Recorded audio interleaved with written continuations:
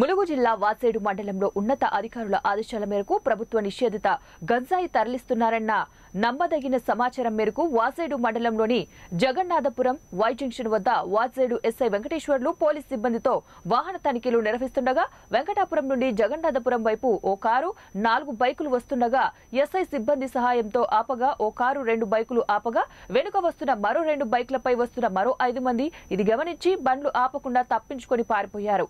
ఆపిన వాహనాలలో కారును తనిఖీ చేయగా అందులో 5 వ్యక్తులు ఉండి తడబడుతూ సరైన సమాధానం